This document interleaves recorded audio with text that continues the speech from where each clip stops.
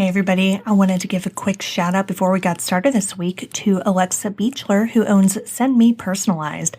She surprised us with "And Then They Were Gone" t-shirts. It was so sweet, and she's been a great supporter of the podcast. So I wanted to say thank you to her and to give her company a little shout out. Again, that's Send Me Personalized on Facebook, and we will of course post a link. And so check it out, buy some stuff, but don't buy things too quickly because she's literally having a baby, like as we speak, or maybe she just had it yesterday. In other words, she's going to be busy. So congratulations, Alexa, and thank you very much. Now let's get to the show. From the time our children are infants, we teach them to play nicely, to share their toys, to be generous and help others when they can. If we're lucky, they listen to us and share with other children. If we're incredibly lucky, they carry these lessons with them throughout their lives and look for ways to share and help. Elijah Bear Diaz was one of these kids. He grew up and shared what he had and looked for ways to be generous with friends. Raising a son with such a kind heart must have made his mother proud. But when Bear went missing in 2015, it left his mother, Leilani Thompson, wondering if her son's generosity is what ultimately led to his disappearance and possible death. When a person goes missing, there's a special kind of pain in the not knowing. I want to tell the stories of those who never came home. I want to tell you the story of Elijah Bear Diaz. I'm Kona Gallagher. And I'm Ethan Flick. And this is And Then They Were Gone.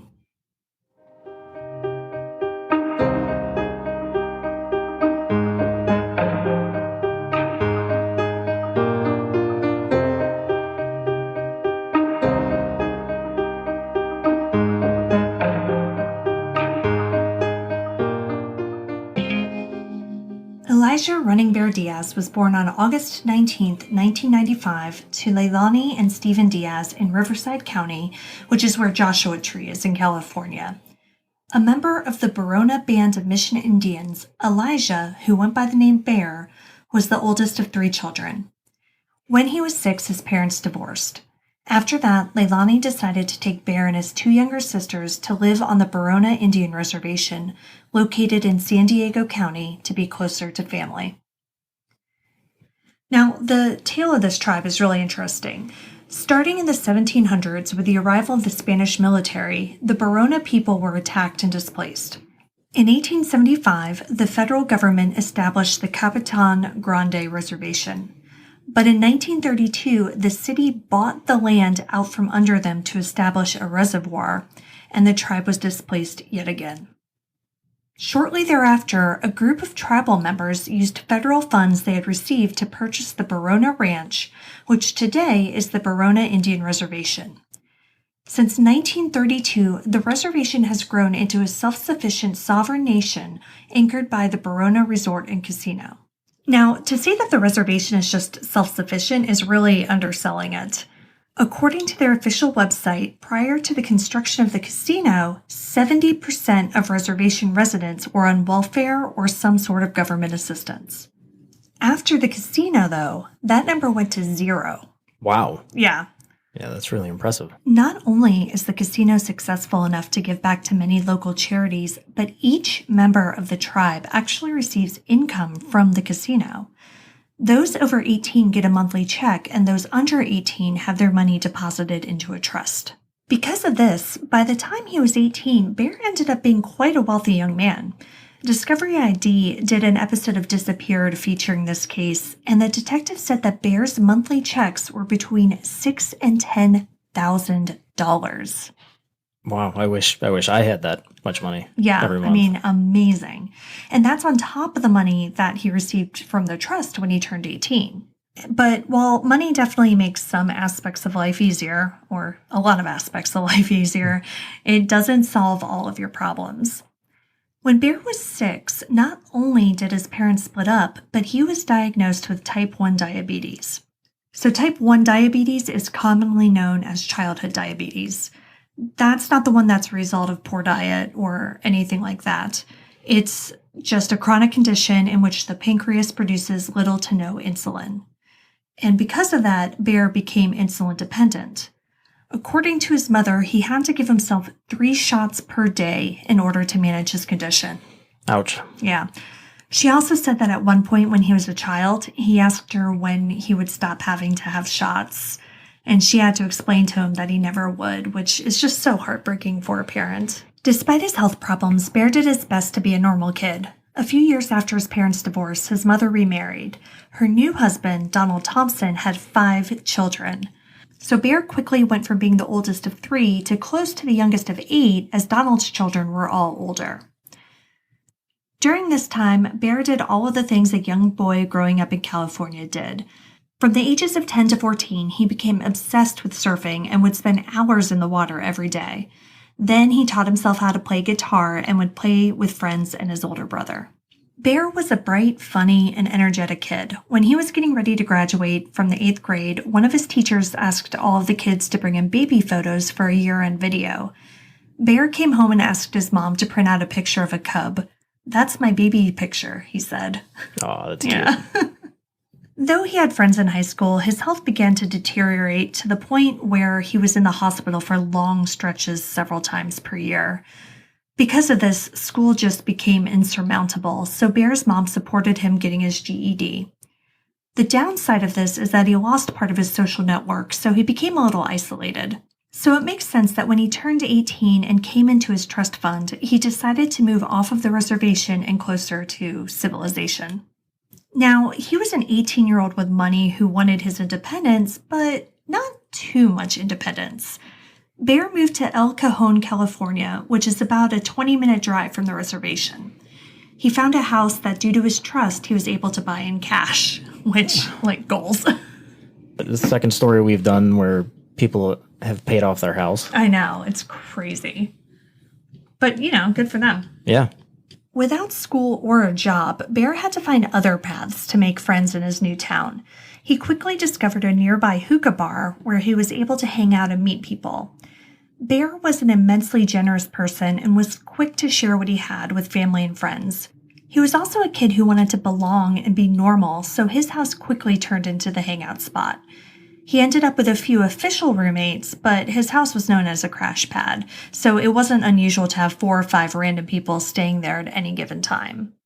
From what I've, read and what I saw in that episode of Disappeared, it sounds like, a lot of his friends worked at the hookah bar and went there. So when that would close at around 2 or 2:30 or whatever, they would all just kind of come back and hang out at Bear's house afterwards. But Bear didn't have a job. He didn't work there. Mm-mm. Okay. On the surface, Bear was living a great life. He was a teenager with a lot of money, a loving family, friends, and a home that was the social epicenter. But tragedy would soon strike Bear's family. When Bear was growing up, he became very close to his older stepbrother, Jacob. When Bear got really into guitar, he and Jacob would play together. And remember, before Bear's mother remarried, Bear had 2 younger sisters. So when he got these instant big brothers, he must have been in heaven. But less than a year before Bear's disappearance, his older brother Jacob died by suicide. Oh, wow. Yeah. Jacob's passing rocked the entire family, and Bear was no exception. He looked up to Jacob, and his death hit him really hard. Compounding his grief was the fact that Bear's health was getting worse. Yes, he had a chronic illness, but he was also a typical stubborn teenager. According to a family friend who posted on a Web Sleuths forum regarding Bear's disappearance, Bear would have periods where he was really good about testing his blood sugar, giving himself shots when needed, and overall doing his best to stay in good health. But there were also times where he'd just get sick of it and would be in denial about his condition and just would stop doing any of that. Yeah, I mean, he's an 18-year-old kid. Exactly. So it's tough. And, this is something he's been dealing with almost his entire life. And I totally understand the mentality of just being over it and knowing intellectually that you can't just be over it. Right. But you're still over it. Yeah. And how many months, 6 months into the pandemic, we're seeing that all over the place. People are over it, even though it's not done. It's not over. In 2015, Bear's diabetes had gotten severe enough that he had diabetic neuropathy. Now, I was only aware of this condition prior to researching this case on a very superficial level. I knew the name from years of watching medical dramas on TV, But when I was growing up, my dad also had a friend who exhibited many of these symptoms and ultimately died of complications from the disease. According to the Mayo Clinic, diabetic neuropathy is a type of nerve damage that you can get if you have diabetes. Basically, high blood sugar levels eventually damage your nerves. And this can lead to problems with your nervous system, heart, digestive tract, and more. Without going too much into it, there are 4 types of diabetic neuropathy, and Bear had at least one of them called peripheral neuropathy. With peripheral neuropathy, the patient can experience, quote, numbness or reduced ability to feel pain or temperature changes, tingling or burning sensation, sharp pains or cramps, increased sensitivity to touch. For some people, even a bedsheet's weight can be painful. And serious foot problems such as ulcers, infections, and bone and joint pain. That sounds terrible. Yeah, it sounds awful. And this is the type of stuff that this 20-year-old kid was dealing with on a daily basis. I can't even imagine. Mm-mm. I can't imagine how that would affect his social life, too. Yeah, his social life, his mental health, all of it. The foot problems often arise from the numbness and inability to feel pain. Oftentimes, according to the Mayo Clinic, feet are injured, but the patient doesn't realize it and the wound becomes infected, leading to more serious issues. Bear's mother, Leilani, says that Bear had severe wounds on his feet that caused him to use crutches or sometimes even a wheelchair. He was also underweight. Standing at 5'9", Bear weighed just 110 pounds. Yikes. Yeah. That's really skinny. Yeah. I mean, because you're 5'9". I am. Yeah. And I cannot imagine you at 110 pounds. No. On August 19th, 2015, Bear turned 20 years old. On August 29th, 10 days after his birthday, Bear had spent the day with family, but it wasn't a great day. Bear had been in a funk due to his health and just seemed to be in a bad mood. Due to his foot injuries, he couldn't drive. So his mother brought him back to his El Cajon home at around 10:30 p.m. According to that disappeared episode, Bear and his mom kind of bickered a little bit. They didn't have a serious fight or anything, but Bear was depressed about his health and just the general way his life was going at that moment. Leilani says that she urged him to start taking classes at the local college so he could meet some new friends that were his own age and have something to work toward.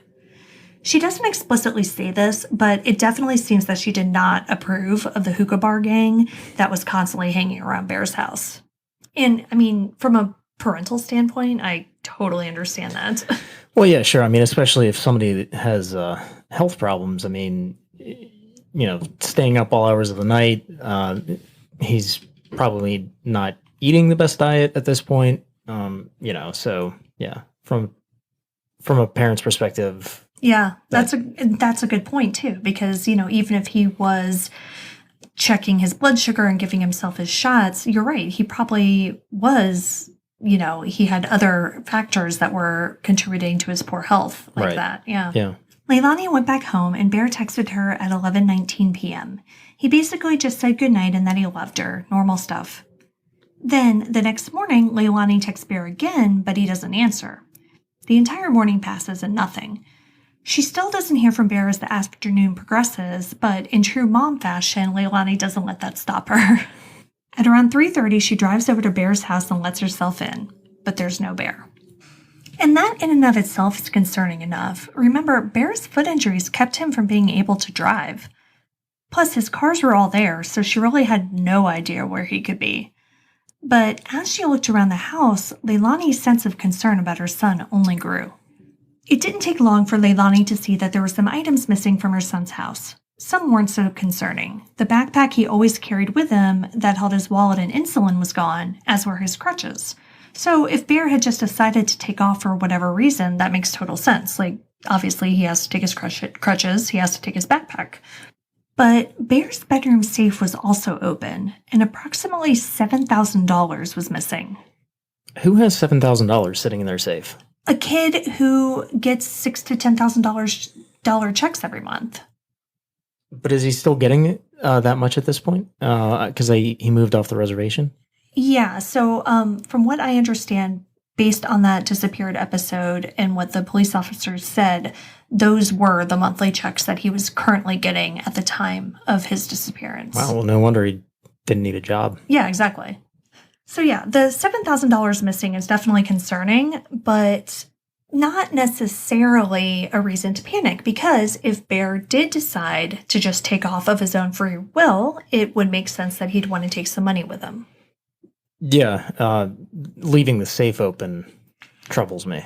Yes, I agree. And what's more troubling is the fact that two things Bear didn't take were his glasses and his phone charger. Mm. So that's definitely a little strange. And I don't know how much Bear needed his glasses. Photos of him on the internet show him both with and without them. So I'm not sure if it's a case of he couldn't see 2 feet in front of his face, or he just needed them to read road signs from a long distance, or what. Yeah. So again, we're still in weird but not overly concerning territory. But there were a few more things that were missing. The sheets that were on Bear's bed and the 55-inch television from his bedroom. Yeah, and there are some conflicting reports about the bed sheets. I've read that it was the sheets and his comforter, but the Disappeared episode interviewed law enforcement and says that it was only his sheets and that his comforter was left behind. So now we're getting a little harder to explain. If you're depressed and taking off for a while, why would you just take your bed sheets? Right. That's also not something you would typically take if it was a robbery. Right. Unless they're really expensive bed sheets. Yeah, But I can't imagine, a 20-year-old kid having nice bed sheets. Or even if he did, I can't imagine like somebody that's robbing him would be like, "Oh, look, those are like 3,000 thread count Egyptian cotton sheets." Exactly. And, a 55-inch TV is another strange item to take with you to start a new life. But even if you believe that he did, remember that 1, Bear was 110 pounds. 2, he had those foot injuries and couldn't walk without crutches. And 3, TVs were much heavier then than they are now. The newest this TV could have been was 2015, because that's the year Bear went missing. And there's no feasible way that I can see that he could have carried that out on his own. Right. So even if you believe that Bear did leave of his own free will, he definitely didn't do it alone. Mm-hmm. And none of his roommates were at his house. Well, exactly. So when Leilani dropped him off at 10:30 that night, none of them were home, which isn't surprising if they did, in fact, work at that hookah bar, because they were presumably still at work. But then when she went over that morning, she didn't see any of them then either. Well, no. So she did actually see one of Bear's roommates when she went over that afternoon. She asked him, obviously, if he had seen her son, and he told her that he returned home at around 2:30 in the morning, and that when he got home, Bear's bedroom door was closed and he didn't see anything. And of course, he didn't think anything of that because it was 2:30 in the morning, so he figured he was just sleeping. Assumed he was sleeping, yeah. Right? So at this point, Leilani was understandably worried, but not yet in full-on panic mode. Bear was an adult after all, and he had been depressed lately. There was a chance that he did decide to take off and take a breather from his life. And I had read something that this is something that maybe he had done before, where he would just kind of take off for a day or two. But not with his 55-inch TV. Yeah, for sure. And never, cleaning out his safe and taking all his that. bed sheets with him. Right. Yeah. But he also had doctor's appointments the next day. And Leilani knew he wouldn't skip those, so she tamped down the panic and decided to give him time. But the next day, on August 31st, Leilani was up bright and early and drove to Bear's first doctor's appointment. But he wasn't there. And what time was this? I want to say it was around 9:30 in the morning. Okay. He had a second one scheduled for that afternoon, which he also went to, but same thing, no Bear. At this point, Leilani had a sinking feeling in her gut and went straight to the sheriff's office. And that visit to law enforcement went about as well as you would expect. Right. Adult, depressed. Mm-hmm. Yeah, and he's an adult who took his money, his wallet, his cell phone, and his backpack had about a week's worth of insulin in it. Right, and at this point, it's, about 24 hours? It's not even your standard 48 hours. Yeah, it's a little more than 24 hours, but you're right, not even 48. Yeah, so to police, they just figured he wanted to get away. So they took a report, but they didn't immediately jump into action or anything like that. Understandably. Yeah. Even though Bear had missed his doctor's appointments, he did have money and insulin with him, so Leilani and the rest of his family held out hope that he was simply off stewing somewhere. But repeated calls to friends and family revealed that no one had heard from the missing 20-year-old since he texted his mother goodnight on the night of August 29th. According to the episode of Disappeared, the next weekend was the Barona Reservation's annual powwow. Bear loved this event, and Leilani was sure that he would be back for it. Because again, if he was just going off to stew, he wouldn't miss this. But just in case, Leilani wasn't going to let this huge gathering be a missed opportunity, so she set up a booth and handed out missing person flyers during the powwow. And the police at this point aren't investigating yet? No, not quite yet. But after Bear failed to show up to this major event, Leilani went back to the police. By this time, Bear had to have been running out of insulin, and everyone in his life was growing more and more panicked. So this time, police did decide to investigate, which makes sense because, whenever we see missing person reports around here, for instance, if the person is medically vulnerable, that typically gets them to act. Exactly. Yeah. They searched his home and, according to Disappeared, used, quote, an alternate light source to see if there were signs of a struggle. And now that's a weird way to phrase it, but I take that to mean that they used a black light to see if they could find blood. Yeah, I can't imagine what other type of alternate light source they'd be using. Yeah, I know. You would probably know better than I do. You watch all of those shows. Does a ultraviolet light or a black light show blood stains, or does it only show semen stains? No, I think it can show blood stains or bleach stains, too. Oh, bleach if somebody stains. was trying to You're right. clean it up. Bleach stains. Investigators also dusted for prints, but since Bear's house was a crash pad, that was basically useless because there was a ton of them. Yeah, and I'm sure that the common areas of the house had been, I don't want to say ransacked, but, kind of worked over by his roommates, too. So, just with their daily use of the house. So that would also be a dead end. Exactly. And again, we're talking about a 20-year-old kid and his roommates and friends. So I can't imagine that they regularly cleaned it to the point where, any fingerprints would be new. Yeah. There were probably a lot of fingerprints that were months and months old at that point. Yeah. The investigation turned up no signs of foul play, and Bear's family was no closer to finding out what had happened to him. Now, this is interesting because, and this is completely unconfirmed, so take this with a whole bucket of salt, but somebody left a comment on a blog post that I was reading about this case, which we'll have linked on the website. And he claimed to be a family friend from Tennessee and said that the police actually did find blood, but refused to investigate it because they said it could have been from Bear just randomly cutting himself earlier.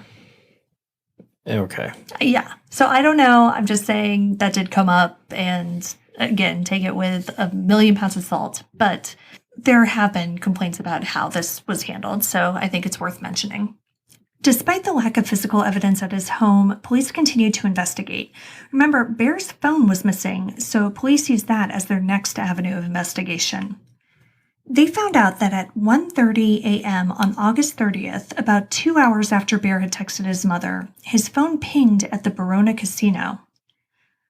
Approximately 20 minutes later, it pinged near the Santa Isabel area. Santa Isabel is a small, unincorporated town in San Diego County. It is near the junction of Highways 78 and 79 and near the Cleveland National Forest. It also serves as the gateway to San Diego mountains, including Laguna Mountains, Julian, and Palomar Mountain. But that's where Bear's digital trail runs cold. His phone is switched off on August 30th or runs out of battery and is never switched on again.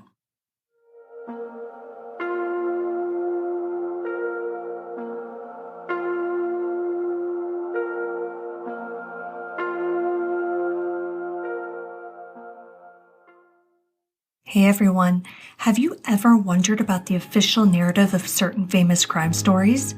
Did you ever suspect the public wasn't getting the whole truth? If I mention the name Charles Manson, I bet the first words that come to mind are helter-skelter. the motive used to convict Manson and his cult of the murder of 10 innocent people, including actress Sharon Tate. But what if there was more to this story? What was Helter Skelter? Was it really the reason that the murders were committed? In her true crime book, The Manson Family, More to the Story, author H. Allegra Lansing has laid out a chronology of the Manson family history that gives a more transparent understanding of why the killings happened and what we can still learn from these events all these years later. The Manson Family, More to the Story is available on Kindle, Nook, and in paperback through Amazon, or you can listen to the audiobook by visiting mansonfamily.net. Police naturally searched the area where Bear's cell phone last pinged, but it was a rugged terrain that was difficult to access with their vehicles. They did helicopter searches as well, but they turned up no evidence that Bear had ever been there. Bear's family also organized their own search, but faced similar results. Did they get CCTV footage from the casino? The casino?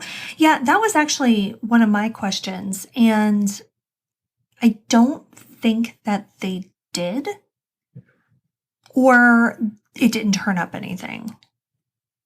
So inconclusive, relatively. Yeah. So we don't know whether he was actually at the casino. Or if his phone was just there. Right. Since August 29th, 2015, Bear's credit cards haven't been used, his checks have gone unclaimed at the reservation, and while there have been reported sightings, there have been no solid leads. Though for a short period of time, there was a possibility that Bear's disappearance wasn't an isolated incident. On August 30th, 2015, just one day after Bear went missing, another 20-year-old San Diego man disappeared. Skylar Peterson Tosick went missing from Escondido, California. And just to give you a frame of reference, Escondido is about 33 miles northwest of El Cajon, where Bear lived. Skylar had texted his mother and let her know that he was hanging out with a few new friends, Thaddeus and Eli.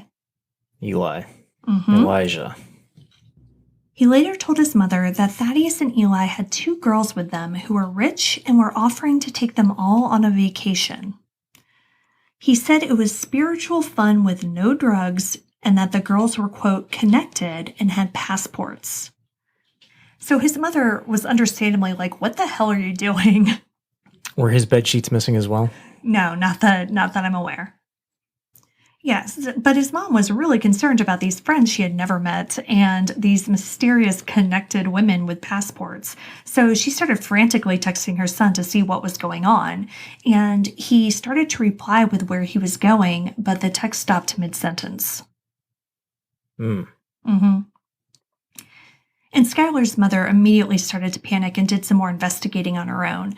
She discovered that Skylar had ordered an Uber from her house to a stop sign near the San Pasqual Academy.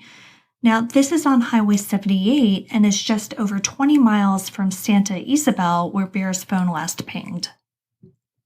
As more and more news reports about Bear's disappearance started to come out, Skylar's mother sees them and starts to wonder if there's a connection, which... It certainly sounds like there is. I mean...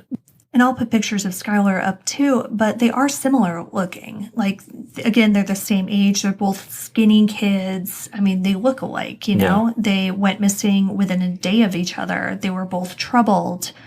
There are a lot of things that line up. And Skylar's mother had the exact same first thought that you did when she saw Bear's name and thought, wait, is this Eli? Could it be Elijah? Yeah, I mean, I can't imagine. I mean, Eli isn't a crazy common name, but to have two people named Eli involved in similar incidences within, a half hour, 45 minutes of each other? Yeah. That seems like a big coincidence. Right, and that's what his mom thought, and so she immediately went down that path. Yeah. The similarities were so strong that the episode of Disappeared also featured Skylar's case and asked the question of whether or not they could be connected. But the episode did, however, note some important differences between the two disappearances. When Skylar left, he ordered an Uber. He also asked his mother's boyfriend for a flashlight and his grandmother for a roll of toilet paper. He took his cell phone, charger, toothbrush, and toothpaste with him. So all of this says that he's Camping? that he's like camping, that he's walking away, possibly to go to the mountains or the woods. And Skylar did, though, leave his wallet, ID, and debit card. Hmm. There was also the fact that Bear never went by Elijah or Eli. He always went by Bear. Police investigated possible connections, but basically came to the conclusion that it is just a really weird coincidence. And today, neither Skylar or Bear's family think that the two cases are related. I don't believe in coincidences. Not like that. I don't know. I mean, Skylar's mom thinks that basically the mysterious Thaddeus and Eli might have had something to do with some sort of cult or other similar organization. And she thinks that that's what happened to Skylar, that he walked away willingly and joined up with this group.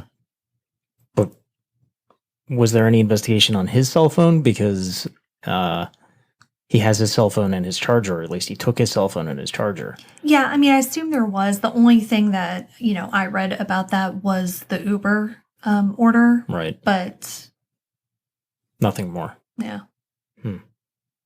But they did search the mountains near Santa Isabel, and they didn't find any trace of either Skylar or Bear.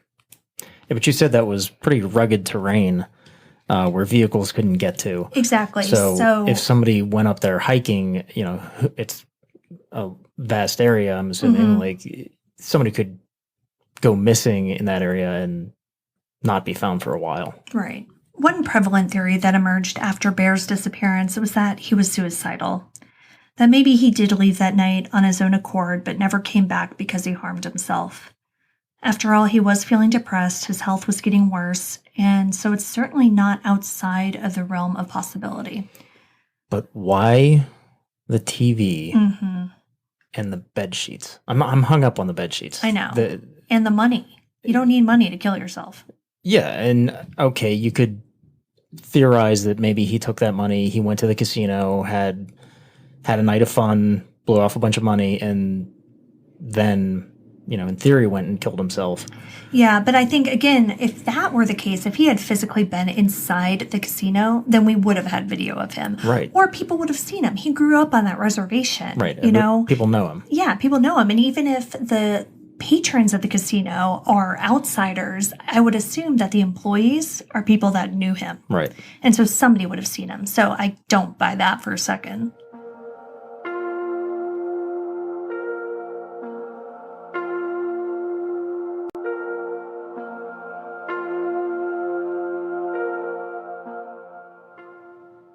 But yeah, and Bear's mom also doesn't believe that's what happened, and not just for the typical reasons. It goes back to stepbrother Jacob's suicide and how much that hurt Bear and how much he saw how that had hurt the rest of his family. And she just doesn't think that he would have made the same decision.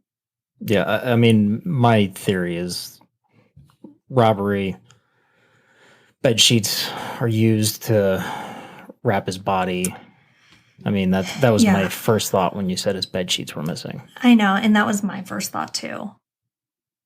And the interesting part about the robbery theory, though, is that was all that was taken.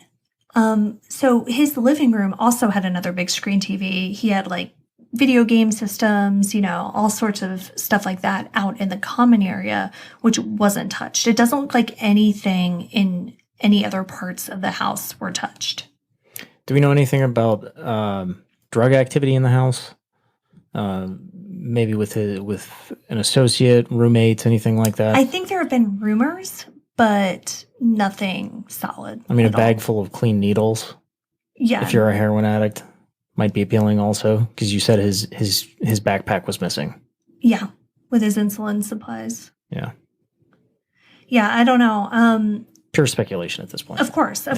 And, the police, of course, did interview all of these people, but didn't come up with anything, clearly. A person of interest has never been named, no suspects, nothing like that.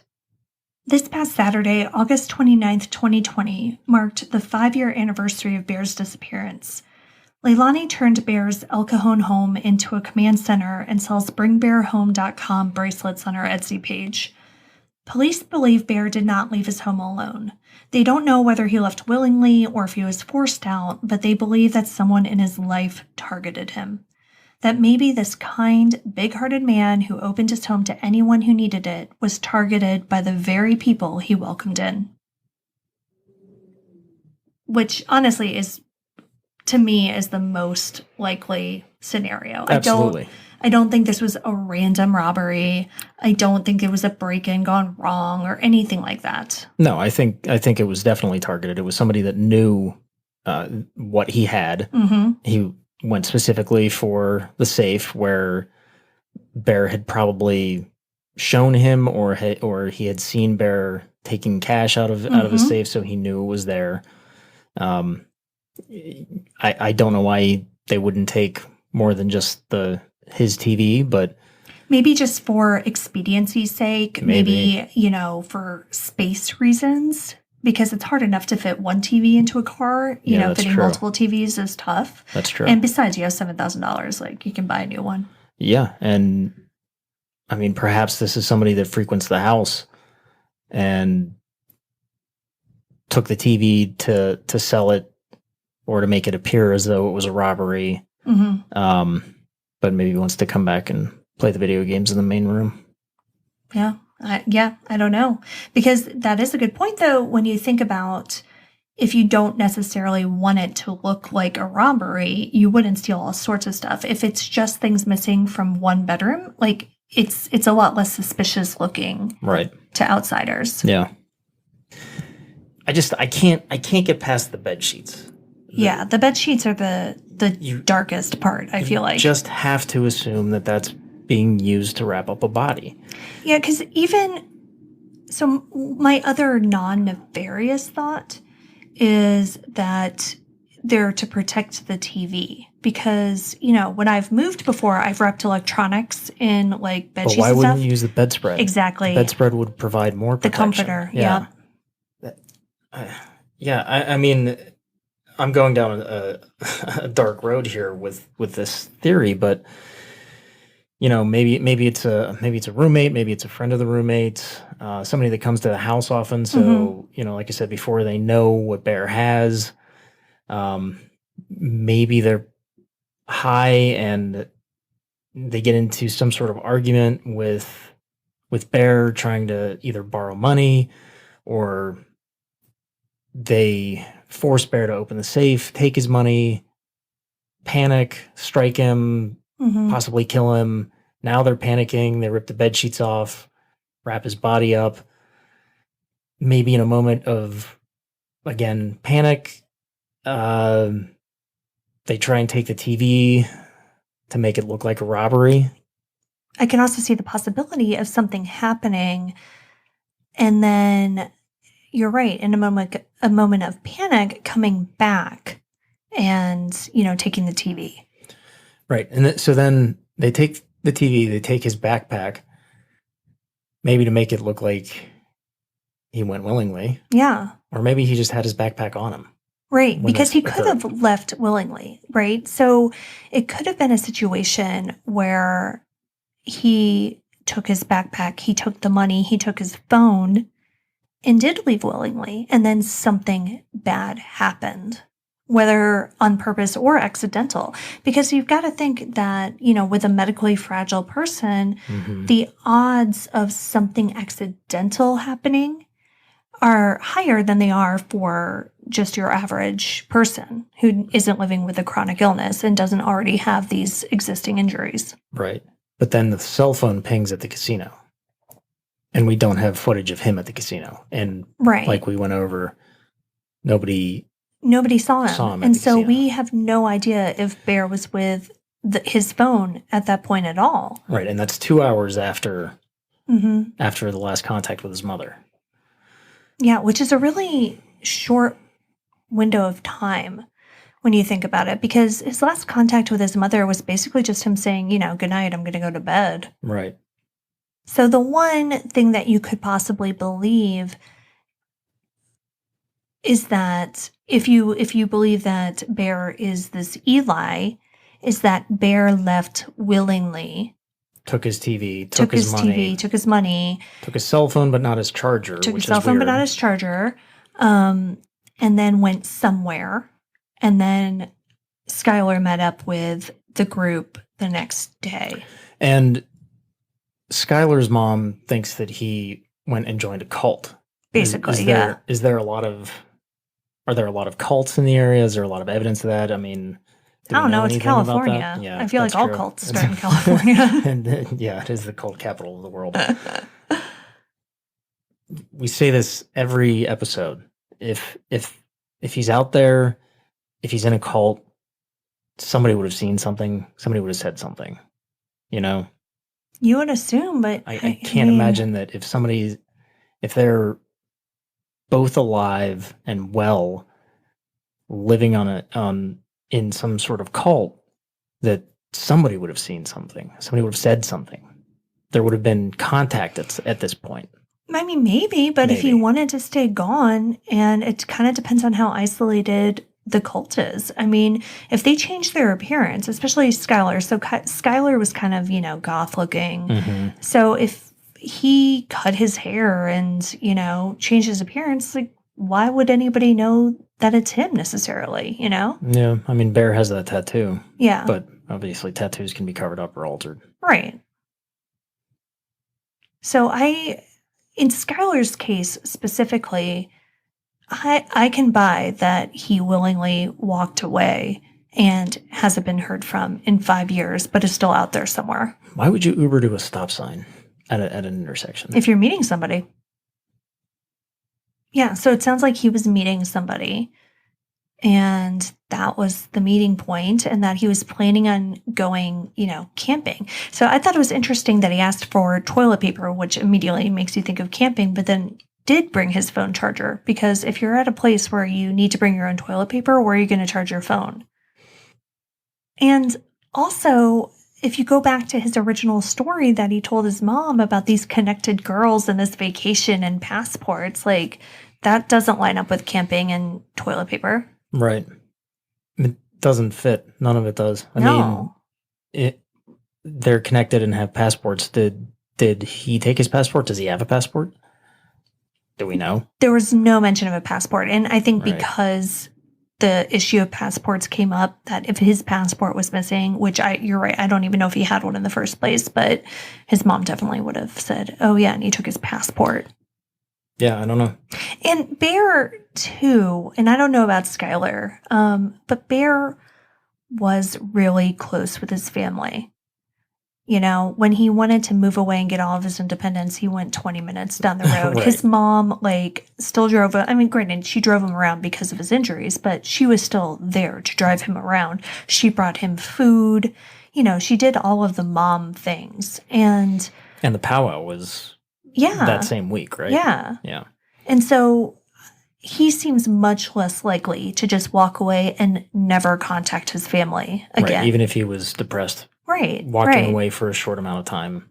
Sure. He would have come back. Yeah, he would have come back, and he wouldn't let his family go through this for 5 years. After seeing what they went through when his brother committed suicide. Right. Yeah. And then the last ping of a cell phone was, at the foothills of a mountain. Mm-hmm. I mean... And then it was shut off and never turned on again. Or the battery died. Yeah. I mean, that leads you to believe the worst, that his body is somewhere in those mountains. Yeah. But then, and that's basically what his family thinks. His family does not think he's alive. And they hired a private investigator early on, and I kind of mentioned it in the story that they organized their own searches. Right. Because that's basically what they believe. Not necessarily that he's in those mountains, although that is a possibility, but that he is out there somewhere, that somebody did something to him and they want to find him. It's sad to say, but I think he's up there. Mm-hmm. Well, hopefully at some point somebody will come forward and talk. And that's really what the police are hoping for right now, because they think that there are people, probably, more than one person, who knows exactly what happened and can bring this family the closure that they need. So they just need one person to speak up. Yeah. And we say this with every case. Somebody out there knows something. Yeah.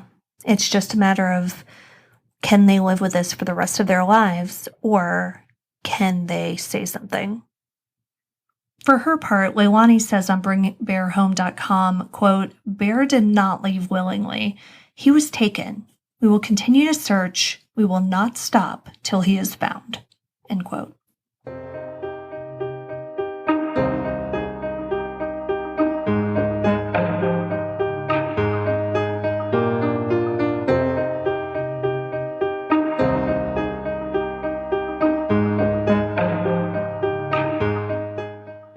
Elijah Running Bear Diaz has been missing since August 29th, 2015. He would be 25 today. He has a tattoo of a bear paw on his forearm. If anyone has any information about his whereabouts or the circumstances around his disappearance, please call the El Cajon Police Department at 619-579-3311. Or you can give an anonymous tip to the San Diego Crime Stoppers by calling 888-580-8477. You can see all of the sources for this episode in our show notes and on our website, andthentheyweregone.com. And be sure to follow us on social, And Then They Were Gone Pod on Facebook and at ATTWG Pod on Instagram and Twitter. If you like what we're doing, please subscribe and consider leaving a 5-star review on Apple Podcasts. It will help new listeners find us. And we'll see you here next week for a brand new episode. See you next week. And Then They Were Gone is hosted by Kona Gallagher and Ethan Flick. All research, writing, and editing is done by Kona Gallagher. Theme music is The Stork by Ketsa. Additional music is provided by Kai Engel. And Then They Were Gone is a Little Monster production. Hey, you can do it!